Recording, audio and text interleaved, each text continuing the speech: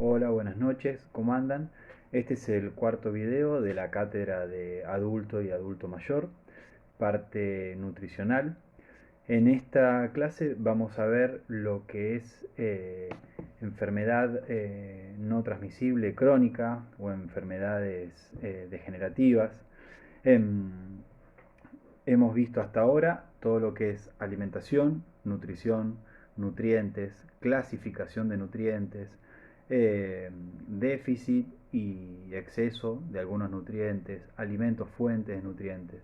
Entonces nos vamos a enfocar más que nada en algunas patologías. Em, la edad del adulto actualmente se divide en dos periodos que van desde los 18 a los 30 y de los 30 a los 60, adultez primaria y secundaria o adultez, primera adultez. Luego de los 60 en adelante se denomina hace algunos años adulto mayor. Eh, esta clasificación ha ido variando según la esperanza de vida, que ha ido, por suerte, eh, extendiéndose a través de los años. Por ejemplo, en 1960 la esperanza de vida era de 65 años. La gente vivía hasta los 65 años. En la década del 80 esta esperanza de vida llegó hasta los 70 años. En el 2000, en principio de 2000, 2005, la esperanza de vida en Argentina era hasta los 75 años. Y en el 2017 se estimó cerca de los 80 años. Eh, ¿Qué trae aparejado que una persona viva más años? Eh, si esta persona, como pasa en la mayoría de la gente, tiene algunos hábitos malos, va a desarrollar ciertas enfermedades. Como dijimos, estas enfermedades se denominan enfermedades crónicas no transmisibles. Nosotros nos vamos a enfocar más que nada en tres enfermedades que son las más importantes en una patología multifactorial y heterogénea como es el síndrome metabólico. El síndrome metabólico tiene como característica principal un desbalance o un problema en la producción de insulina. Esto va a provocar un efecto en lo que es la, el metabolismo de los azúcares, produciendo un tipo de diabetes en estas personas. A su vez, este síndrome metabólico está caracterizado por un sobrepeso o una obesidad. También está caracterizado por una hipertensión, está caracterizado por un grado de dislipemia. Todo esto trae aparejado problemas vasculares y cardíacos, por lo que la persona con síndrome metabólico es, eh, es una patología, es entendida como una patología global. Eh, ¿Qué es lo que nos va a interesar a nosotros en esta clase? Tres patologías en especiales: diabetes, hipertensión y dislipemia. Cuando hablamos de diabetes, sabemos que podemos diferenciar dos tipos de diabetes. Diabetes tipo 1, o como se lo decía en un momento, diabetes del niño o del adolescente, diabetes insulino requiriente, o diabetes tipo 2, que es la diabetes del adulto más que nada, que es una diabetes un poco más, digamos, llevadera, una diabetes eh, cuyo debut, por ejemplo, es mucho menos abrupto que una diabetes tipo 1. Eh, el peso de una persona con diabetes tipo 1 y diabetes tipo 2 es totalmente distinto. Generalmente la diabetes tipo 1 lo que hace es caracterizar a la persona por un peso normal tirando abajo, generalmente, por el tipo de metabolismo que produce en el cuerpo esta falta de insulina. eh, la diabetes tipo 1 le da características a la persona muy marcadas. Eh, Hay un tipo de características que se llaman 4P, porque la persona con diabetes tipo 1 tiene polidipsia, tiene polifagia, tiene poliuria y, como dijimos, pérdida de peso.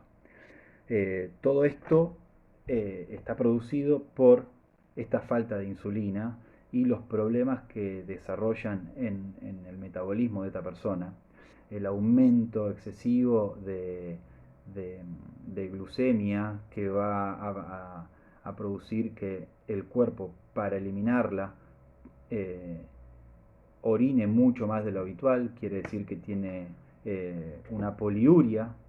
Eh, Esta poliuria lo que va a generar también es que esta persona se deshidrate, entonces la sensación de sed sea mucho más de lo habitual, lo que le va a hacer producir una polidipsia. Esa persona va a tomar mucho agua. Eh, a comparación con la persona de diabetes tipo 2, generalmente es una persona con un sobrepeso o con una obesidad. No generalmente la obesidad está relacionada con la diabetes, pero la diabetes generalmente está relacionada con la obesidad. El tipo de tratamiento es distinto, es un tratamiento crónico a base de insulina en la diabetes tipo 1. En la diabetes tipo 2 el tratamiento puede ser solamente alimentario, que sería lo ideal, junto a una actividad física. La mayoría de la gente acompaña esa alimentación con algún tipo de fármaco, y en el caso de que esto tome una evolución desfavorable, muchas veces terminan con una insulinoterapia. ¿Qué es lo que más nos va a importar? El tratamiento que nosotros tengamos y cómo poder identificar el tipo de persona o el tipo de diabetes antes que esta persona nos lo diga. Hay características clínicas en la piel, en la respiración, en el aliento, o como dijimos en el peso, como dijimos en la edad, que nos van a dar una idea de si esta persona es diabética tipo 1 o tipo 2. En el debut, con que nosotros lo encontremos en una guardia, si es un coma hiperosmolar o si es una cetoacidosis diabética, todo eso nos va a dar una pauta del tipo de diabetes que está sufriendo esta persona. Por otro lado, vamos a ver lo que es hipertensión. Como sabemos, la tensión arterial es la fuerza que ejerce la sangre sobre las paredes arteriales. Generalmente se relaciona a la hipertensión con el sodio. La causa principal es que el sodio, una vez que ingresa a nuestro organismo, siempre va acompañado de agua. Es un mineral que siempre va hidratado. Así como deshidrata, porque absorbe el líquido, siempre va hidratado dentro del corriente sanguíneo. Si yo a mi corriente sanguíneo adhiero otro líquido como es el agua, obviamente la presión va a aumentar. Cuanto más sodio yo tengo en mi organismo, mayor va a ser la presión que yo voy a ejercer sobre mis paredes. Tenemos, según la tensión arterial, tenemos grados de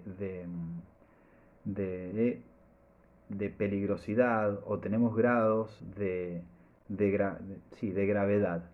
Una persona que tiene una tensión arterial normal, 13,8, su alimentación no debería por qué ser hiposódica, sino que tendría que ser una alimentación normal. A medida que esta tensión arterial va aumentando, esta persona va teniendo una hipertensión moderada, severa, estricta, grave, lo que va a conllevar un tipo de alimentación determinada, una alimentación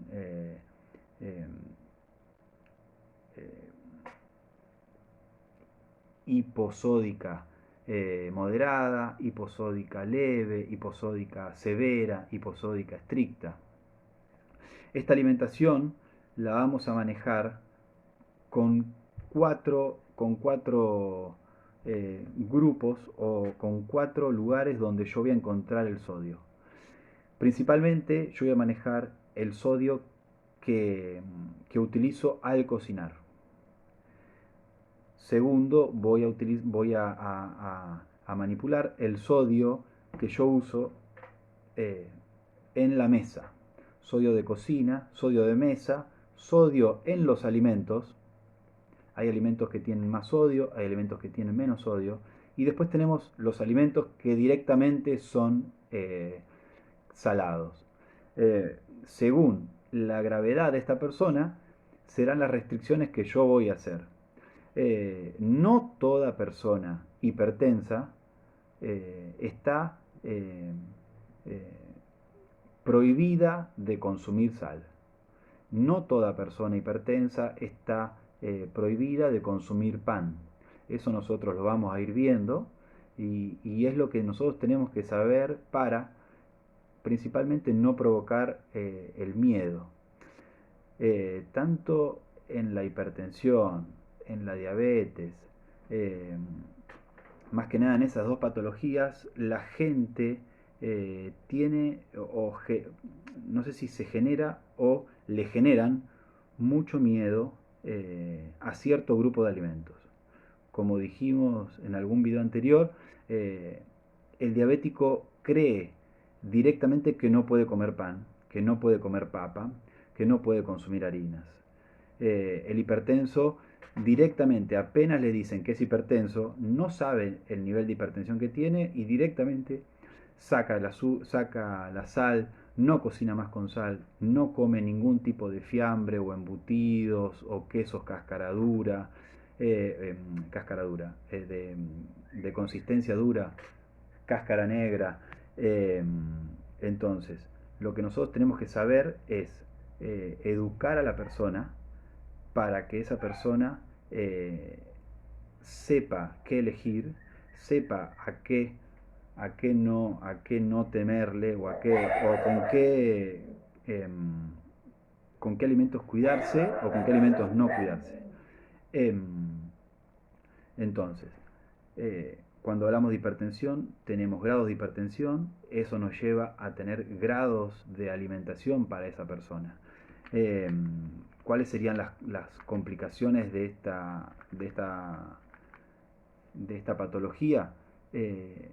Generalmente tenemos o un accidente cardiovascular o un infarto o accidentes en lo que son las extremidades por una extremada circulación o un déficit de circulación. Hay factores que nosotros vamos a poder manipular para que esta hipertensión aumente o disminuya. Por ejemplo, como dijimos, el consumo de sodio es uno de los factores que va a aumentar la tensión arterial. El fumar es un factor que aumenta la tensión arterial. El consumo de alimentos salados o alimentos que tienen algún tratamiento, de fiambres, de alimentos donde se haya extraído el agua para hacerlos más consistentes o para hacerlos más duros, en el caso de los lácteos, son alimentos que vamos a tener que evitar. Y después tenemos factores que nos van a proteger, como es el consumo de magnesio, el consumo de calcio, el consumo de potasio. Estos minerales lo que hacen es prevenir y balancear la actividad del sodio. Tenemos la actividad física que hace que disminuye nuestra tensión arterial, y tenemos la disminución del peso. La disminución del peso en una persona hace que la tensión arterial disminuzca.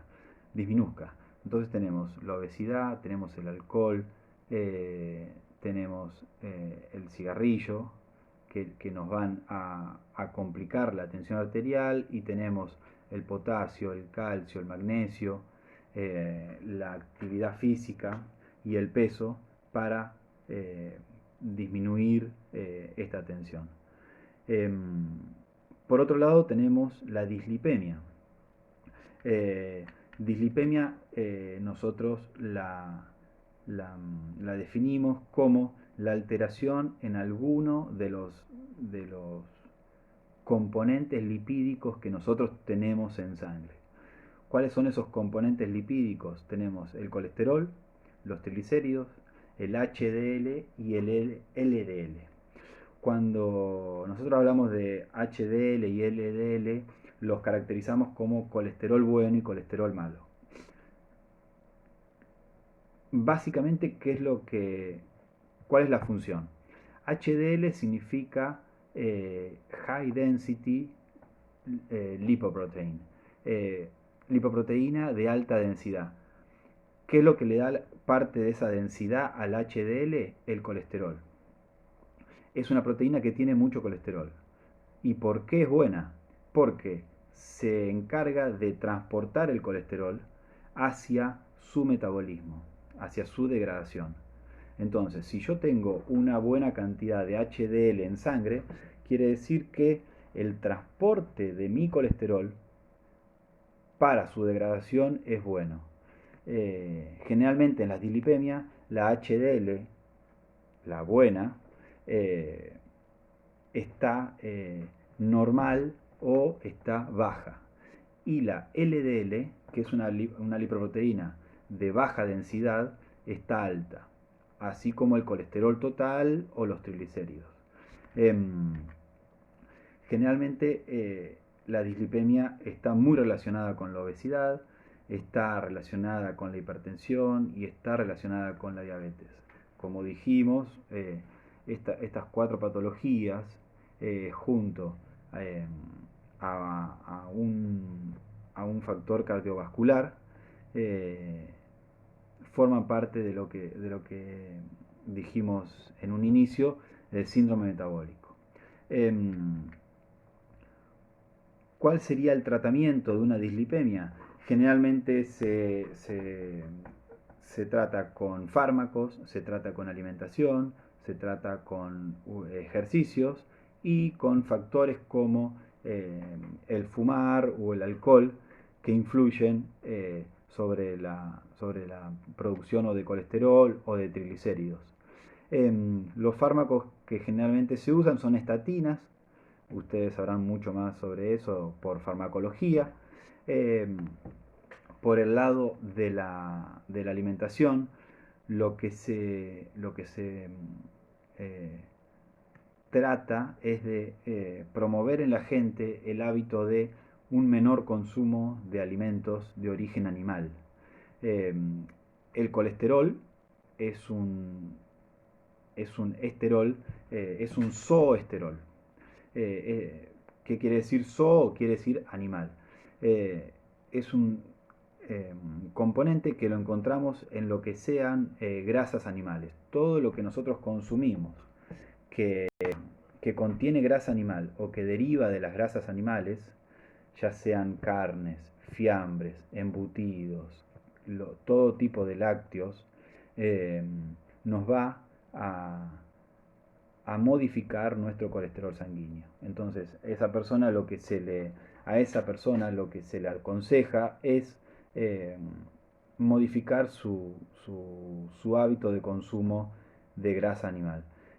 Por otro lado, tenemos alimentos que nos van a proteger, como son los omega 3 u omega 6, que son unos tipos de aceites que encontramos en todo lo que sea frutos secos, en pescados, en semillas, en levaduras, distintos cereales integrales son buena fuente de omega 3 y omega 6. esa sería otra recomendación. Bueno, por un lado, disminuir lo que sea el consumo de grasas animales y por otro lado, aumentar el consumo de frutos secos, de pescados, más que nada pescados azules, de semillas, de, de levaduras, de legumbres. Las legumbres son muy buenas, fuente de omega 3 y omega 6, como para que esta persona, si tiene, si sufre esta patología, la disminuya y si no, se sienta protegido. Cuando hablamos de una dislipemia, una de las patologías más conocidas es la aterosclerosis. Eh, ¿Qué es la aterosclerosis? Atero, atero significa bulto. Eh, un ateroma es una placa que se forma en las paredes. Digamos, si esto es una pared de una arteria, se forma en el interior de la pared y lo que hace es disminuir la luz a través de la cual pasa la sangre. Entonces, a la sangre le cuesta mucho más pasar. Esta aterosclerosis lo que nos va a formar o lo que nos va a producir obviamente es una hipertensión, obviamente nos va a disminuir la irrigación a ciertos lugares, a ciertos órganos, con el peligro de una ACV, con el peligro de un infarto.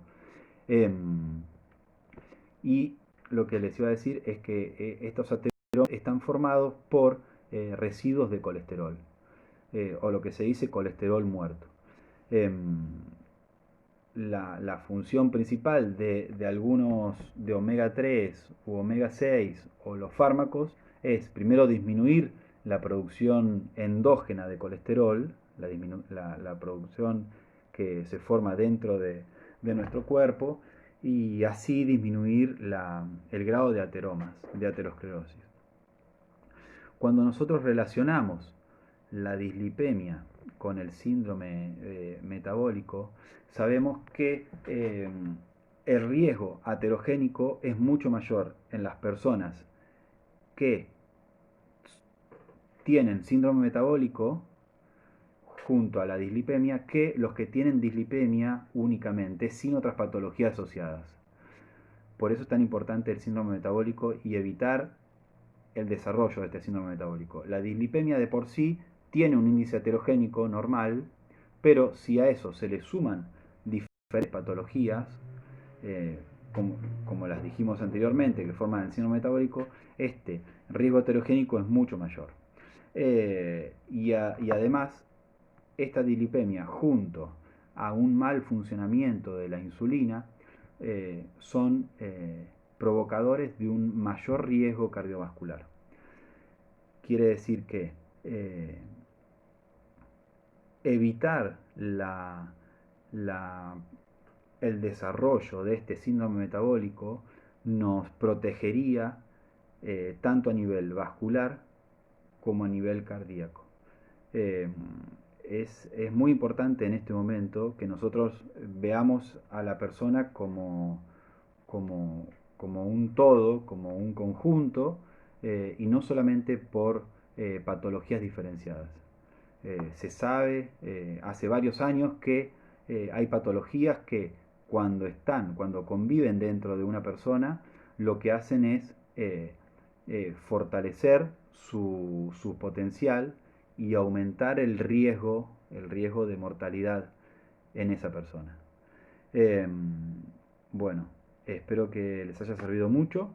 Les voy a dejar las preguntas como siempre y la próxima clase vamos a seguir con lo que son patologías ya en el adulto mayor.